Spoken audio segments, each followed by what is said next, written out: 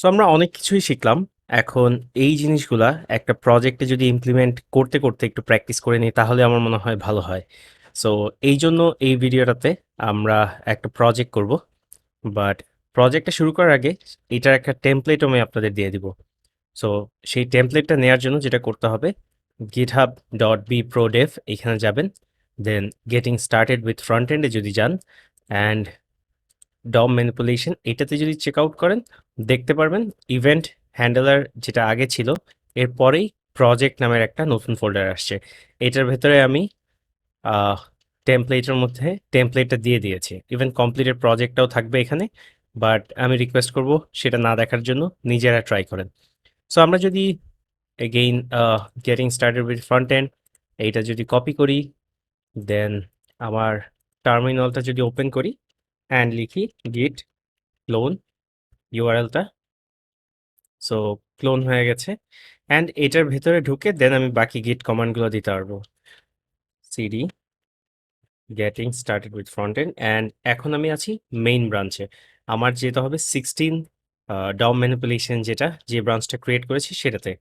গিট check out 16 লিখে tab press করলে আমার পুরোটা অটো কমপ্লিট হয়ে যাবে অ্যান্ড আমি সেটাতে চেক আউট করলাম।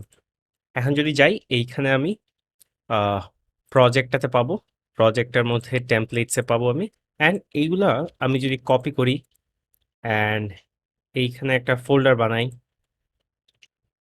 প্র্যাকটিস প্র্যাকটিস বানান ভুলে গেছি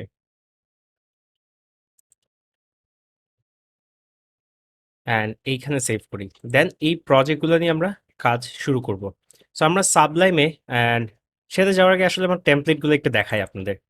সো টেমপ্লেটটা হচ্ছে প্রথমে এমন একটা পেজ থাকবে যেখান থেকে একটা ইউজার কোনো একটা প্যানেলে লগ ইন করতে পারবে অ্যান্ড সেই প্যানেলে সে যখন লগ ইন করবে অথবা চাইলে এটাতে ক্লিক করলে আহ, এই মেনুটা চেঞ্জ হয়ে যাবে। এটা চেঞ্জ হয়ে একটা লগ ইনের বক্স দেখাবে বা লগ ইনের ইউআই দেখাবে। সো ইউজার লগ ইনও করতে পারবে, রেজিস্টারও করতে পারবে। আর যখন ইউজার রেজিস্টার করবে তাকে বাই ডিফল্ট লগ ইন করিয়ে দিবে। আর একটা জিনিস হচ্ছে আমাদের ফর্মগুলো ভ্যালিডেট হবে।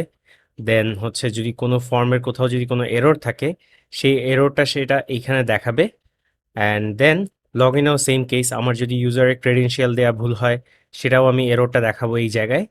আর যদি সাকসেসফুলি রেজিস্টার করে অথবা সাকসেসফুলি যদি লগ ইন করে তাহলে যেই পেজটাতে যাবে সেটা হচ্ছে ড্যাশবোর্ড পেজটা অ্যান্ড ড্যাশবোর্ড পেজে সেই ইউজারের নামটা থাকবে। এখানে জাস্ট এখন ডামি একটা বসিয়ে রেখেছি অ্যান্ড সে যদি মেম্বার লিস্টে যায় এইখানে মেম্বারদের লিস্টগুলা দেখতে পারবে অ্যান্ড চাইলে সে এখান থেকে আবার সে লগ আউট করতে পারবে।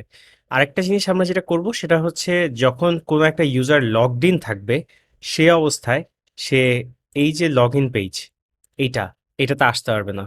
দ্যাট ইজ সে এই পেজে আসলেই তাকে অটোমেটিক রিডাইরেক্ট করে ড্যাশবোর্ডে পেজ নিয়ে যাবে। আবার যদি ইউজার লগড আউট থাকে বা আই মিন লগ ইন যদি না থাকে তাহলে সে ড্যাশবোর্ডে পেজে এই ইউআরএলটা বা এই লোকেশনে আসলেও তাকে হচ্ছে বাই ডিফল্ট এই লগ ইন পেজে পাঠিয়ে দিবে। সো এই কাজগুলো আমরা করব। শুরু করা যাক।